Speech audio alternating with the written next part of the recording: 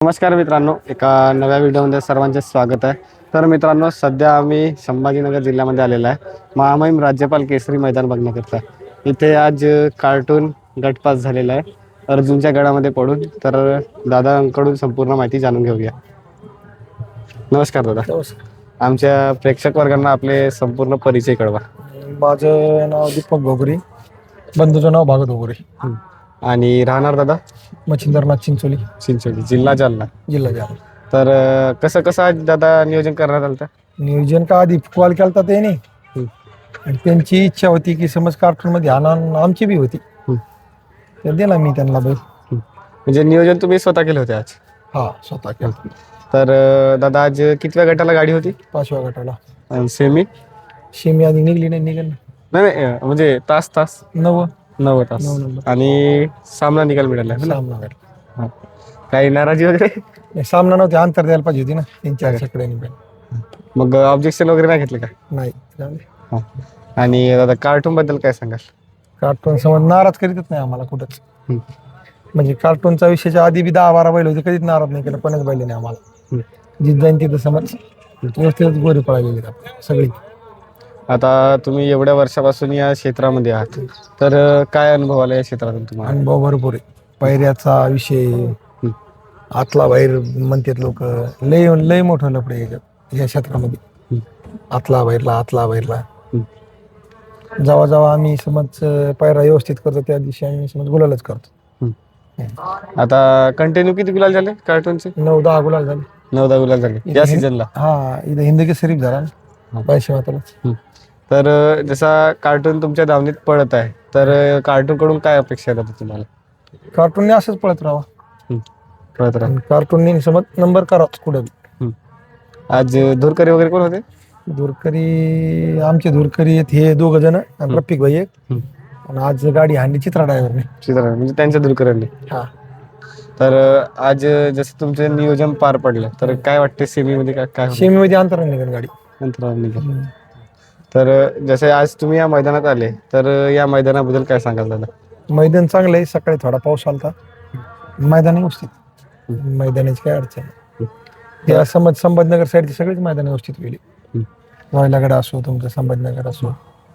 आता तुम्ही या क्षेत्रामध्ये टिकून आहात, तर कुठल्या नंदीला आदर्श मानून तुम्ही हे क्षेत्र करतात दादा?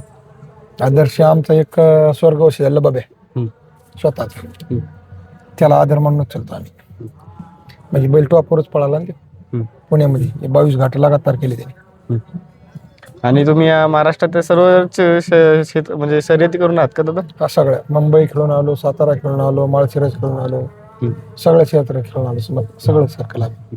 जसे तुम्ही या क्षेत्रामध्ये कंटिन्यू टिकून आहात, तर बाकी व्यवसाय वगैरे कुठला आहे आपला? शेती. बाकी काही नाही, शेती आणि बैल. शेती आणि बैल. हा. तर या म्हणजे जो कार्टून आहे तुमचा, याच्याबरोबर आणखी नंदी आहेत का तुमच्यासोबत? हा, शंभू आहे पण आणला नाही ना घरी. 2 आहेत बैल. हा. जी आपली युवा पिढी आहे या क्षेत्रामध्ये कंटिन्यू मैदाना वगैरे मध्ये येत आहे, तर त्यांना काय मार्गदर्शन करायला दादा? नाही काय नाही, एकदम व्यवस्थित बैल पाळाचा, मिळण द्यायची आणि चांगल्या माणसाचं मार्गदर्शन घ्यायचं.